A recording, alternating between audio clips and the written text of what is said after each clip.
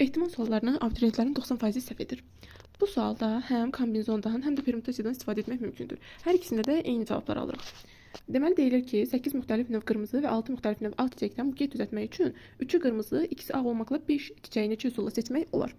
Hər iki tərəfdə, yəni həm kombinizonda, həm də permütasiyada seçim etdiyimizə görə bu sualı ikisi ilə də yazmaq mümkündür. Əvvəlcə kombinizon ilə olan həllini verək. Deməli 8 müxtəlif növ çiçəkdən 3-ünü qırmızı seçirik. Deməli burada kombinizon 8-dən 3 vurulsun.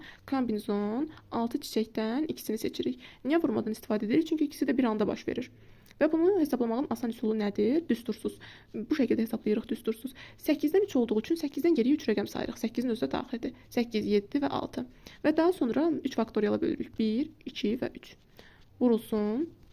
6-dan 2-ni hesablamaq üçün 6 vurulsun 5. 6-dan geriyə 2 rəqəm saydıq. Bölürük 2 faktoriyala. Yəni 1 vurulsun 2. Bərabərdir. Cavabı hesablasaq alırıq ki 840. Həmçinin permütasiya ilə də yazmaq mümkündür. Bunun üçün də yazırıq ki, permütasiya 8-dən 3. Amma burada yerdəyişmənin sayına bölməliyik. 3 faktoriyala bölməliyik. Vurulsun, permütasiya 6-dan 2. Bölünsün 2 faktoriyal. Və permütasiya 8-dən 3-ü hesablamaq üçün də bunun da yenə asan bir yolu var. Yenə də 8-dən geriyə 3 rəqəm sayırıq. 8, 7 və 6.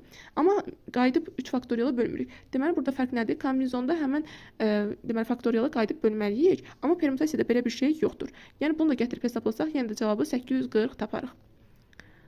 Bu şəkildə həll edirik bu sualı. Əgər bu tipdə sualların davamının gəlməsini istəyirsinizsə, videoları bəyənməyi və kanala abunə olmağı unutmayın.